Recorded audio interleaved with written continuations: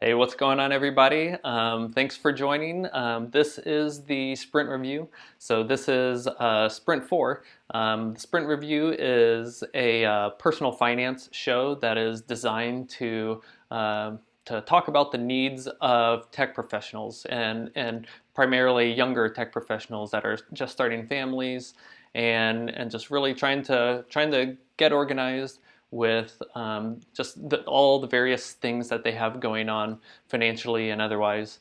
And so I am your host. I am Mike Zung. I am a certified financial planner, and I am the founder of a fee-only financial planning and investment management firm called Java Wealth. And I'm based in Kansas City, but I work virtually with people all across the country. So yeah, I appreciate you joining. I do this every 2 weeks. I usually do it on Thursdays, but I may have goofed things up, and so that's why this one is on a Friday.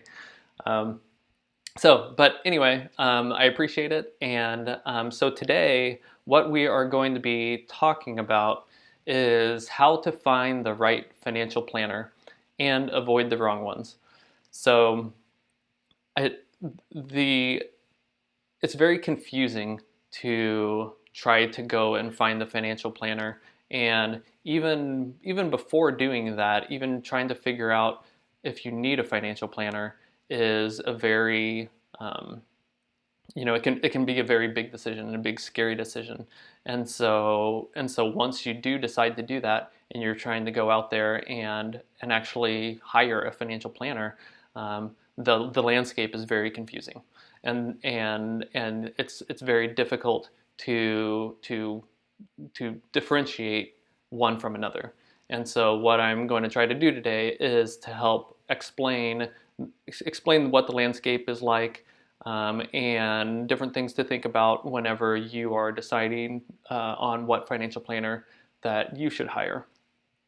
Okay, so before getting into any of the meat of the of the topic, first the disclaimer. So this video is only general explanations and education.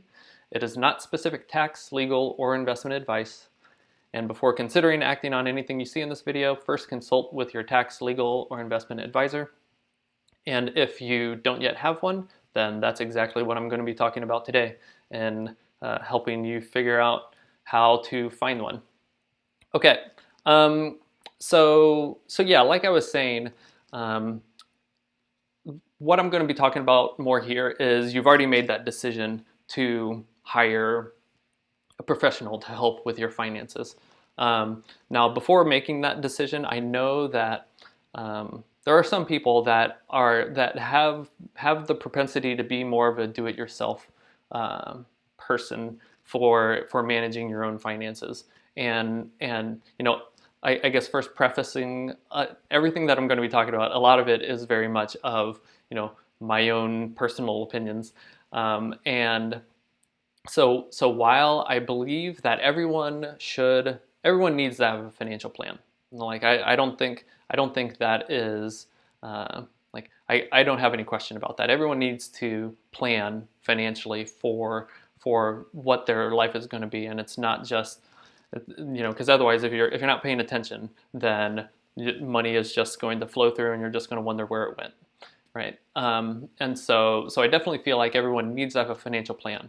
And whether or not to hire a financial planner to help you with that, whether it's on a project basis or on an ongoing basis, that does get a little bit more into personal preference and personal just understanding your strengths and weaknesses. So I do feel like if you have the time, if you have the interest, if it gives you energy, and you have enough self-awareness and the skill set to be able to do the research and understand it, then I do believe that there's a set of people that are able to do it yourself, right? I mean, all the information is out there, right? It's just figuring out, being able to weed through the different information and know what applies for you personally, right? So I definitely think that there is that subset that can do that. But if you don't check all those boxes and you are looking for a financial planner, then that's mainly what we're going to be talking about here, is to figure out, it's like, okay, how do I go about finding a financial planner, and what questions do I ask, and just understanding the way that it all works, right? So, um, so, so what I'll do first is just go, of course, to the whiteboard here and do a little illustration of just your typical family, and the different things that they're looking for, as far as what they're really wanting help with, right? So first, so I have a family. So we have a couple here, and I'm just going to say that they have one child as well. So from your job here. So this is my universal sign for a company that you work for. So from your company, you get paid a salary. You are also putting some money from the company is also deferring some of the money into a retirement plan, usually a 401k.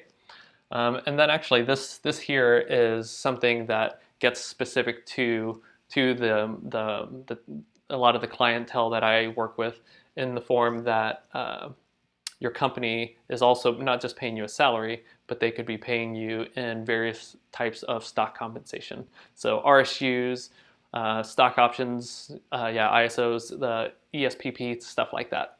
So here's the money that's coming in, right? And then a lot of the decisions that a family has to make is, one, the most common that you have to understand is just your living expenses. So your mortgage, your grocery bill, your utilities, and just everything that you're spending here, right? So you have a pull on your money from that perspective. And then also you want to be saving for different goals. And so up here I have all my different kinds of investment accounts. So there's the savings that gets contributed by your employer in your 401k, and then you have other retirement savings such as IRAs. So then 529s would be, hey, if we want to save for college for our child here, then a 529 is a very popular place for that. And then of course just regular taxable accounts for other savings goals that you might have. So that's another pull for your money, and trying to figure out, how much do I save here, and am I on track to retire? There's all those kinds of questions. Then after that, there is insurance that you are needing to put into place, depending on your situation. How much money you already have saved. The different needs that you have, different kind of expenses that you have. A lot of that should drive how much insurance you need here. So the umbrella is my universal insurance symbol as well. And then of course a big piece for a lot of people, especially people that have a lot of stock compensation, is understanding how much money they need to pay in taxes. So how much they are going to owe the IRS, and how to optimize that, right? I know I could have also just drawn an arrow directly from the employer to the IRS, because that's really how most of your money is paid to the IRS, is through paycheck withholdings, right? And it's just whenever you file your taxes that you reconcile how much you've already paid in, and whether you actually need to pay some more. Right. So that's the most common. This is just a very common high-level picture of the family, and the different things that they have to worry about. Is, am I optimizing the money that's coming in? Am I putting enough in my 401k? Am I saving enough for other things? Do I have enough insurance? The living expenses, and then this could also be, hey, I want to maybe try to buy a house in the near future. So how much house can I buy? Things like that. And then also, how can I be most efficient from a tax perspective, right? So I mean, that just kind of paints the picture of a typical family that's saying, I have a lot of stuff going on, and I either don't know where to start, or I need a second opinion to know that I am doing the right things, right? And so because it's important. This is about the like a thing that I always say is that none of this is actually about money, right? It's all about for your family, that you're taking care of your family, and that you are living a life that aligns with what you actually value, right? Um, so so yeah, whenever you're in that spot and you say, okay, I need help. I want to hire somebody to help me with this. And so where do you begin? Um, so the first thing that I'll talk through is what a what a financial advisor is, right? So have this family here and they say, hey, I'm going to hire a financial advisor. And so we have a financial advisor here. Someone comes and they say, hey, I'm a financial advisor. The first thing to just put out there is that term, that title, financial advisor, doesn't mean anything. There's no regulation to say whether you can call yourself a financial advisor or not, right? And so that's part of the confusion, because there's so many different terms for what this person calls themselves. Whether it's a financial advisor, I call myself, I use the term financial planner. There's wealth manager. Yeah, the list kind of goes on and on, right?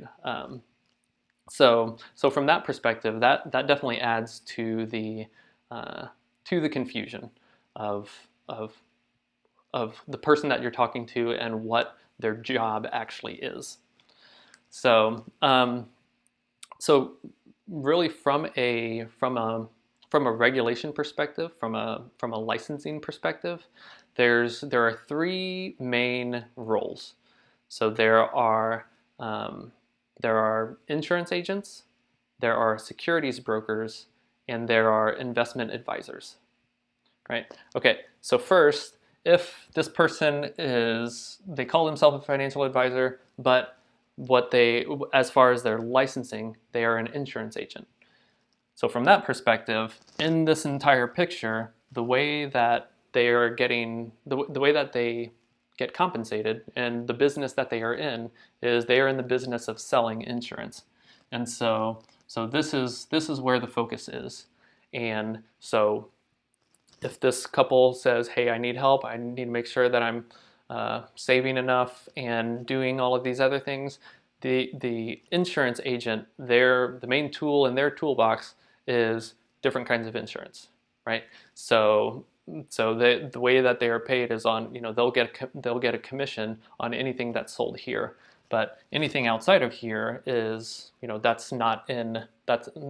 that doesn't benefit this person at all, right? Um, and so what ends up happening, um, more often than I feel should, is that someone wants help with investments, and so this person will sell an insurance product that bundles investments inside of it as well. So I'm looking at the variable life policy people, and so it's couched as a combination of these two, and so yeah, it's sold to where they're able to, they get a larger commission on those types of products. And then also annuities is another place where it's technically, an annuity is technically an insurance product, and it is sold as a safer investment, and so that gets pushed more than I feel like is necessary. And I guess I should back up a little bit and say, from the caveat over all of this is that by no means am I talking about the specifics or the character of the people that are in these roles, right? Because there are good actors in all of the different roles that I'm going to talk about, and then there are bad actors in all of the different roles. So fee structure and the way that you are compensated alone does not make you good or bad, right?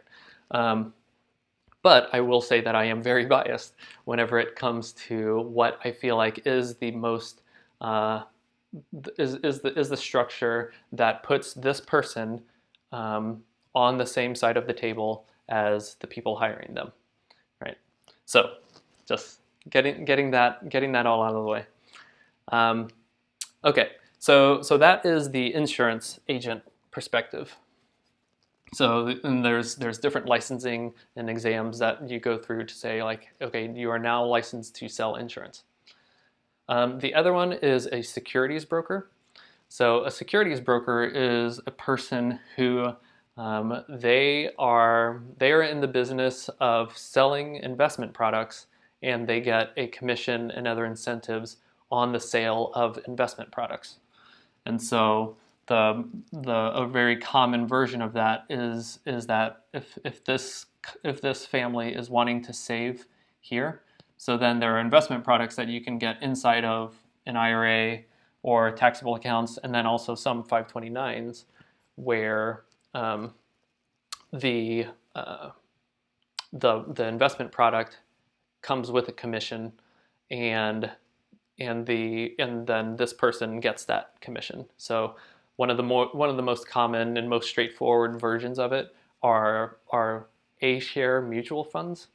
So inside of the IRA, you say like, hey, you're like, I'm gonna have you purchase this mutual fund, and the A-share means that there's a sales charge or a commission up front, and a common amount is 5%. So if this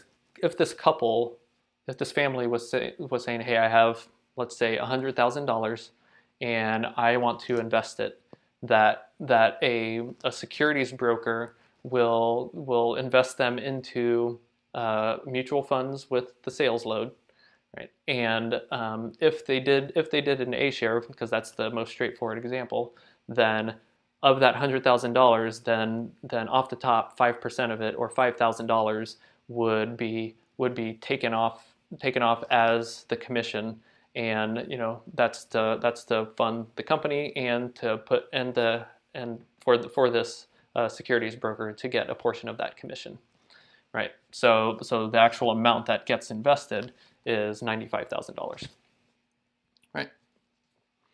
Okay, so that's the primary way that a securities broker is compensated. And so the final one is an investment advisor. And so an investment advisor is compensated as because from fees charged on these accounts, right? So and I'll get into, I guess one of the most common ones is called assets under management, or AUM.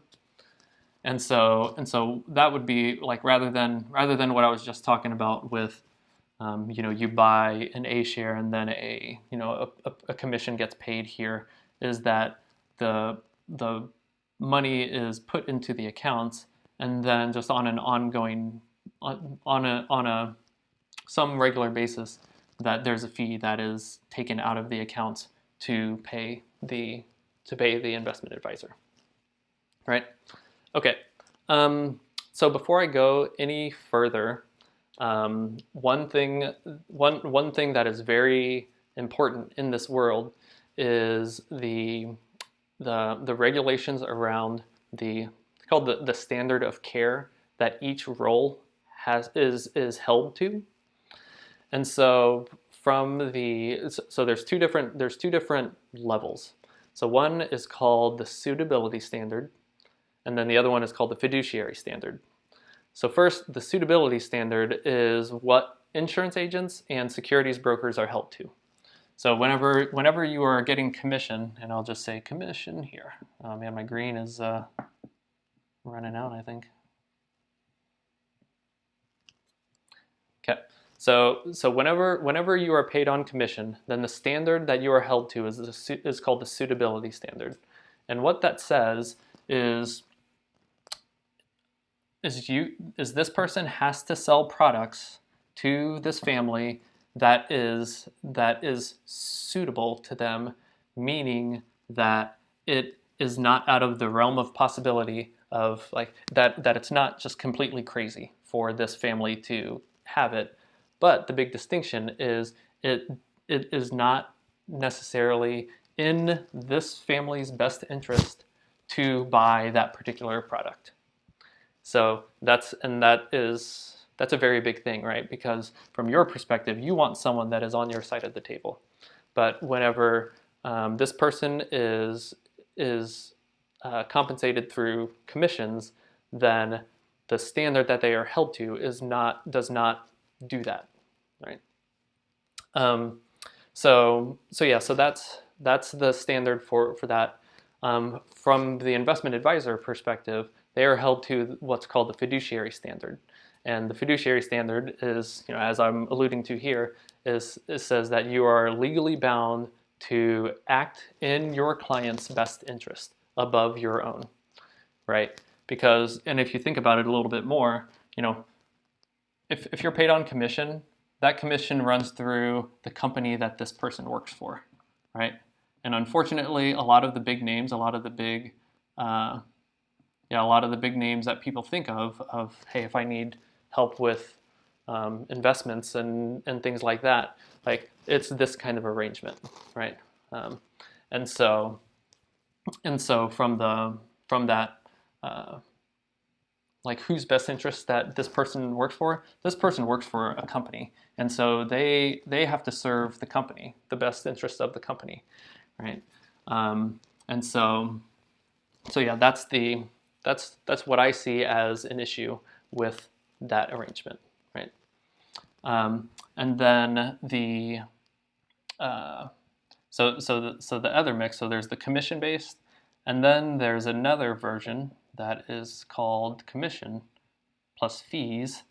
So that's the more straightforward version of what it's called, but the technical term for this is actually fee-based advisors, which in my opinion is wildly confusing because people confuse that with fee only, which I'll get into in just a little bit.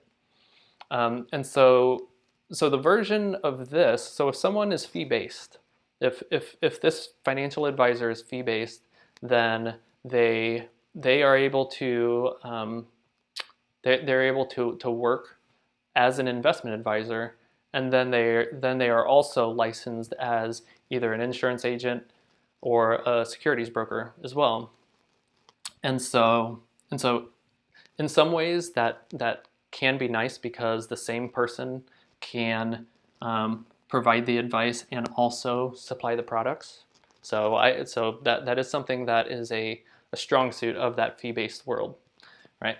But I think one thing, the thing that makes it very touchy is that it's confusing for this family whenever they're talking to this person of what hat they are wearing at the time they're talking to them. So it could be something where they're getting advice on things, and this person is held to they're acting in a fiduciary standard, and so they work in that way. But then whenever it comes to the product sale, then they then switch hats and say, okay, I'm no longer held to that standard anymore, and I am working in the suitability standard, right?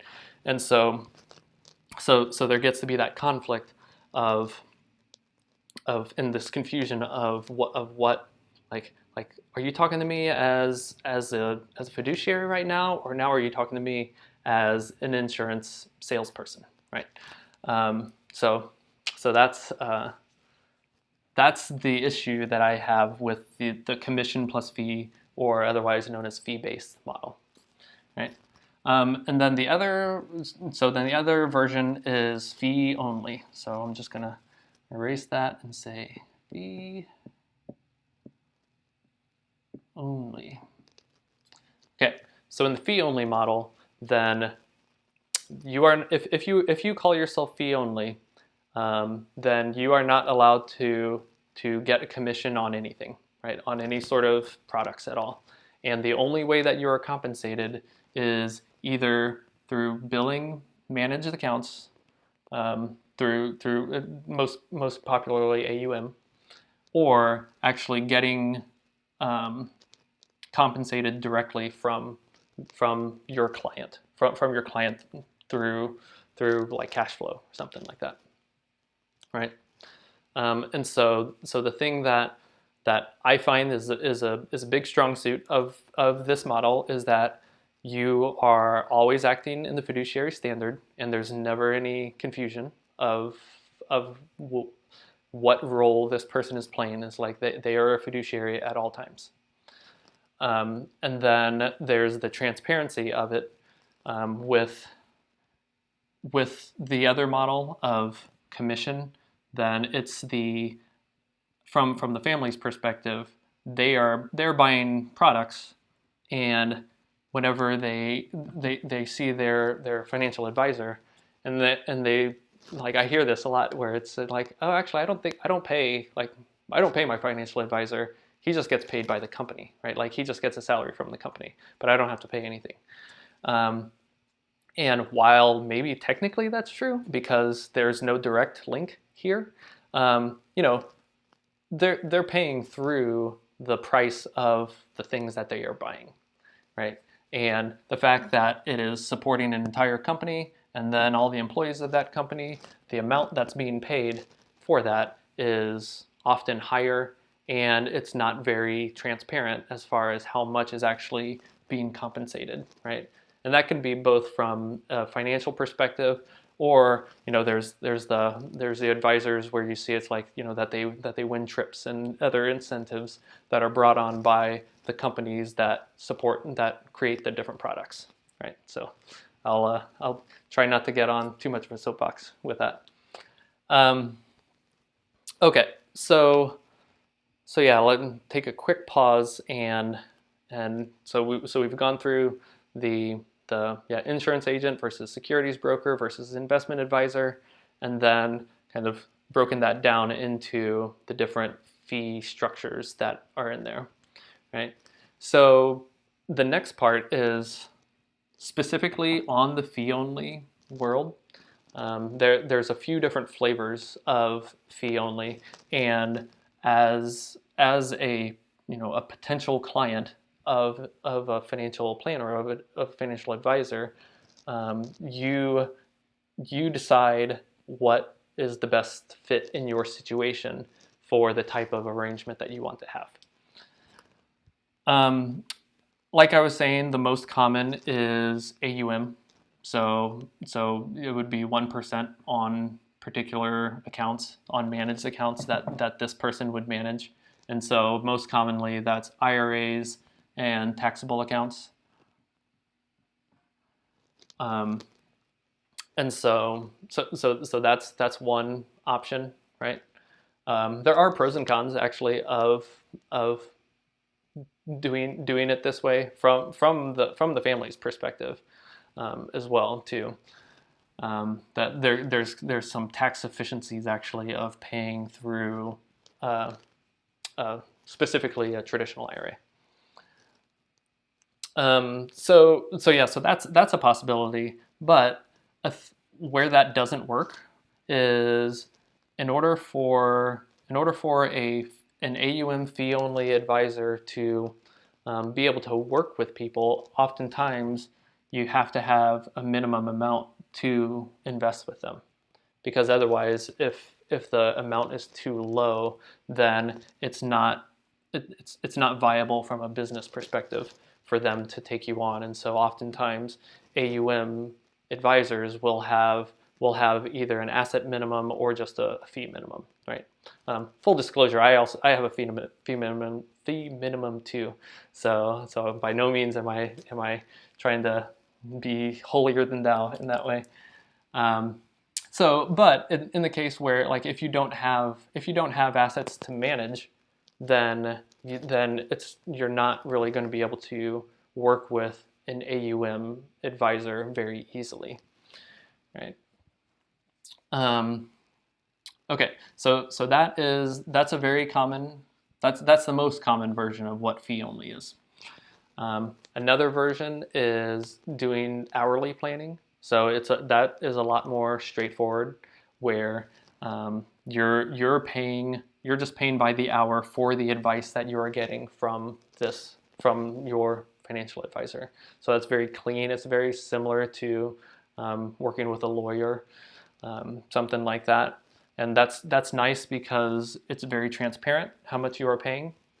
The main downside that I see with hourly advice, and which is actually why I chose not to offer hourly specifically, is that it tends to be a thing where they are only engaging with the financial planner in emergencies, like whenever things are already going south. And so they'll only reach out there then. And so instead of being able to have proactive actions to avoid any emergencies, that model is kind of difficult for that, right? And then also just the feeling of being on the clock whenever you are actually talking with your financial advisor does not add to the level of calmness that you're looking for whenever you're looking for a financial planner. Okay. And then the last one, which I've saved for last because that's what I do. So it's my show, so I guess I can be really biased about stuff. Is working in a flat fee perspective. And so with a flat fee, it's very transparent. It can either be directly from here, or it's a flat fee that's billed from managed assets. So there's flexibility there. But it's a stated set fee for planning, right? And so from that perspective, there's less there's less conflicts from my perspective than some of these other ones, because you're not tied to getting a certain amount into accounts, selling anything in particular, or anything like that. That you can look at this entire picture, and your main goal is to make this be of service and be of value for this family, to where their entire picture makes sense, right? Yeah. So actually, and that's a decent segue into conflicts of interest. So none of these structures and these types of people are completely free of any conflicts. Even the flat fee, there are still conflicts, because just starting with the flat fee, the motivation is to still feel needed from the family's perspective, so that they keep you hired, essentially. Personally, I am completely fine with once you feel like you have everything, that you somewhat graduate to where you can do it yourself. I think that's completely fine, and I'm all about the financial empowerment for the family, right? So yeah, but there's technically still that conflict. The AUM conflict it seems more obvious, where it's that there's a propensity to roll money from old 401ks into IRAs, because they can bill more here. There is less propensity to, say, sell out of here in order to buy your house, or other large purchases, because that also is in conflict with revenue from a fee only, from an AUM perspective. So yeah, so there's those conflicts, and then to me, obviously, from a commission perspective, there's the conflicts in that just the standard that you're held to, and that you're motivated to get into different products, and any planning that is done for the rest of this is leading up to sales, and that, yeah, that to me, that just feels slimy, right? So yeah, so that is that part of it.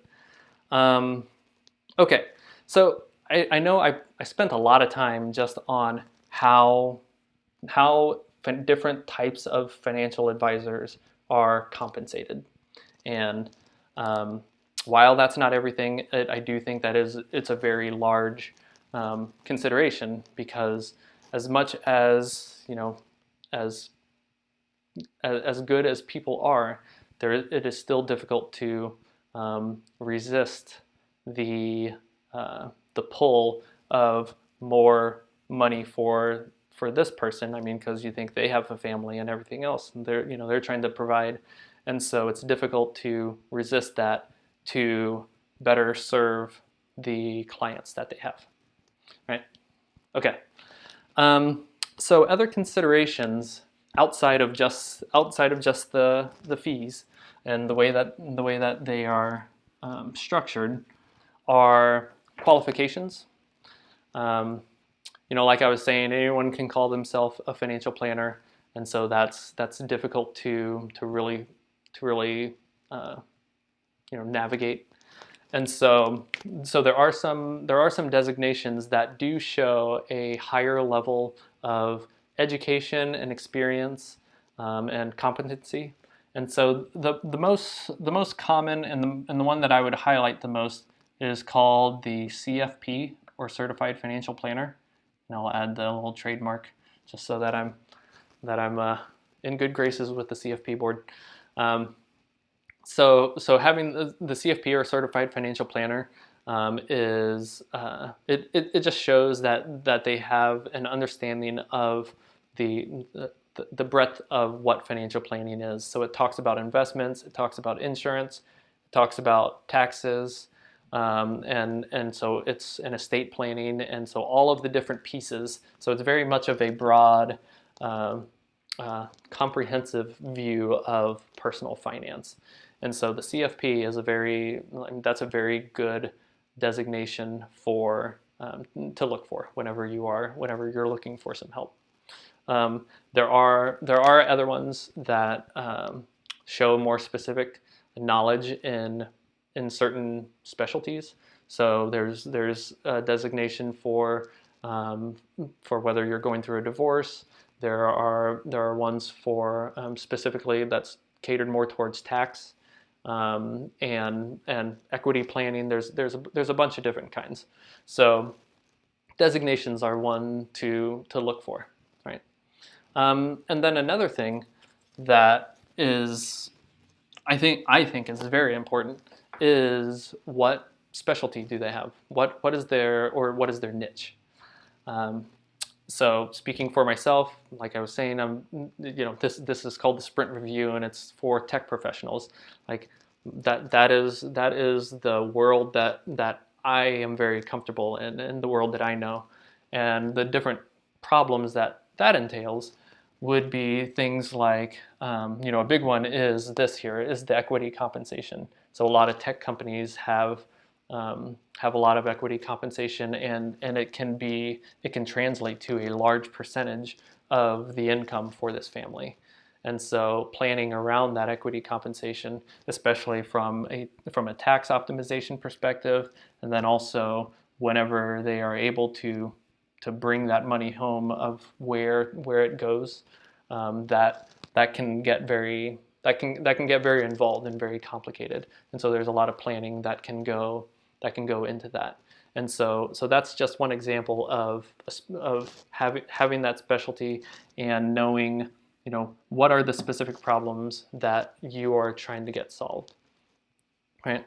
But then on the other hand, if it's something where I am getting ready to retire and I need to understand, distribution strategies and when to take Social Security and stuff like that, I mean, I'm the first to say that I would not be your planner for that, right? So I think it says a lot for advisors that are able to say who is a good fit, and then not be afraid to say who is not a good fit, and then try to help to find someone who would be a better fit.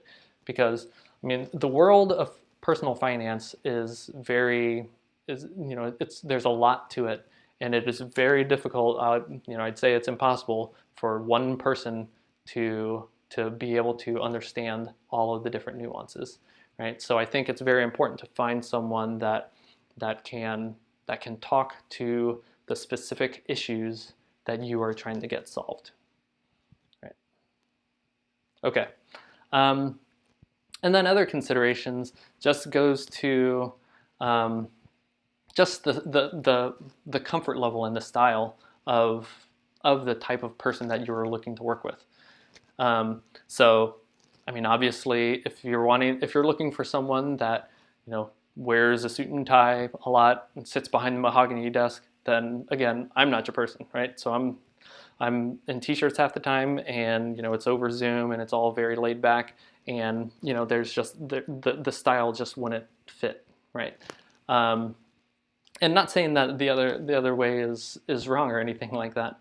But yeah, whenever you're deciding to work with somebody, then I mean that's a big decision, and you want to be able to find someone that whenever you are going into a meeting with them, that you do not feel guarded at all. Because this whole subject is very personal, and if you are feeling either guarded or almost feel like you don't want to talk because you might sound silly or you might say something wrong. So if you feel uncomfortable in that way at all whenever you're talking with the planner, then that's not a good fit, because you need to feel completely open to get to the bottom of any sort of planning issues or otherwise, so that you're getting the help that you need, because you're paying for that help, and that's why you've reached out to somebody in the first place. So style and just like level of comfort and just and having that, building that trust and knowing that you can be completely open and honest is huge, right? Okay. So I know there's probably some others that I didn't touch on, but those are a lot of the big ones that come to mind. So the last question is where to go to find help, right? So like I've illustrated, is I'm very much in the fee only camp, where I think that is the best structure for really finding true financial advice, and not feel like you're being sold any products. So with that being said, a few of the big places that I direct people to one is called the XY Planning Network. And full disclosure, I am a member of the XY Planning Network, so I'm listed on there. XY is everyone that's listed on there has the CFP designation. They are fee only, so they've all signed the fiduciary oath that says I am legally bound to work in your best interest at all times. That's the big part, that at all times, because remember I talked about the commission plus fee, is that there's some times where I do, sometimes where I don't, right? So yeah, XY is a very good one. NAPFA is another organization that encompasses all fee only financial planners. They're also, everyone listed there also has the CFP designation. And then if you are looking more for hourly help, then there's one that's called the Garrett Planning Network, and that's one where, again, fee only, and they have to, that everyone on the Garrett Planning Network offers hourly engagements. So yeah. Okay, I think that's it. I will pause for a little bit to see if there are any questions about any of this stuff, because yeah, I dumped a whole bunch of stuff.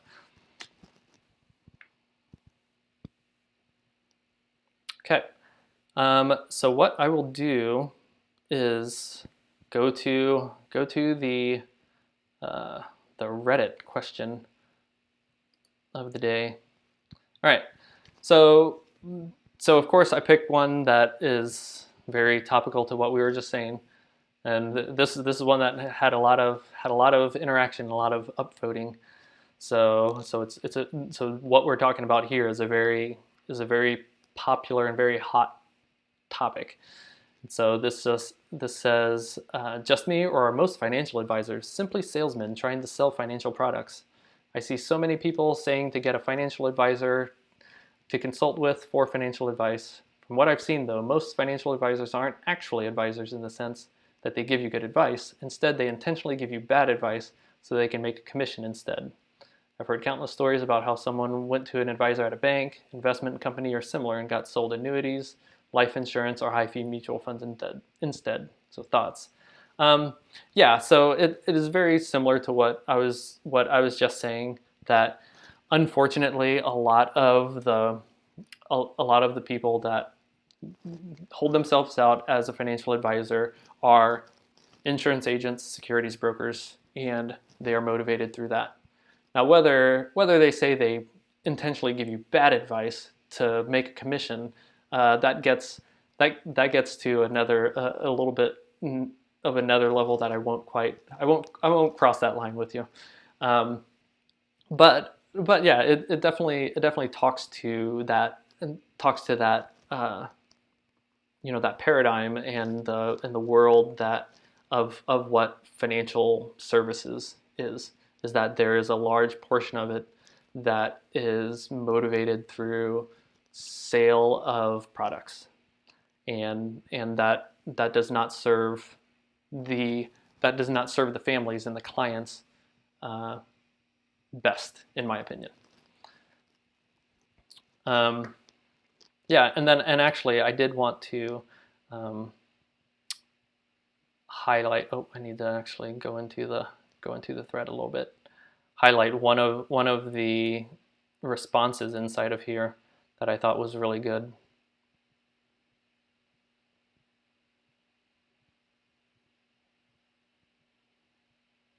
All right. Actually, yeah, one talks about like if you're looking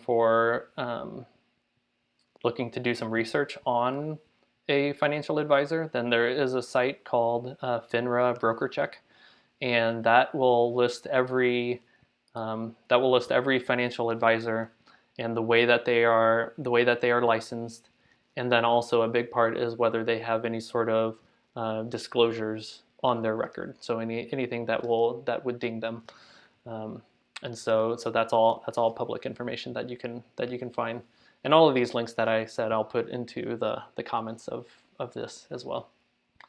So yeah, the one comment that I did want to highlight here from this thread is someone that said that they just listened to the Money Guy podcast, and here's their quick version of it. Yeah, that every financial advisor has a conflict of interest, and it's just understanding what that is and whether they're open to you about it. So whether they're transparent about their potential conflicts. So there's the commission base, getting the higher commission, and then actually, so this is where the confusion comes in. This person says fee based, and then they go on to describe fee only. But anyway, with the fee only, and this is mainly talking about AUM, is that they're trying to manage as many investments as possible, and then hourly, to what I touched on as well. And I wanted to highlight this too, actually, just as a plug for the Money Guy podcast. That's one that I actually have listened to for years, and I mean, Brian Preston is the main guy, and Bo Hansen, and he's been doing it for over a decade, I believe. And so if you are one of those that are wanting to try to learn more on your own and be able to understand a lot of this, then I would highly recommend the Money Guy podcast too. Okay, I think that is what I have.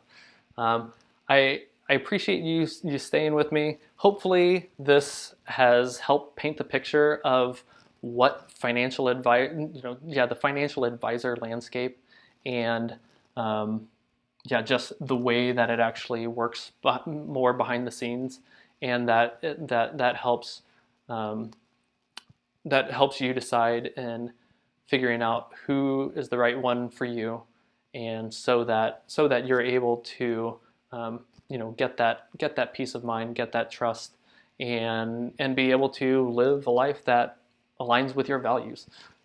So again, I appreciate it. I'll be back in a couple weeks. I'll probably go back to Thursday if I can get things right again. And I will talk to you guys later. All right. See you guys.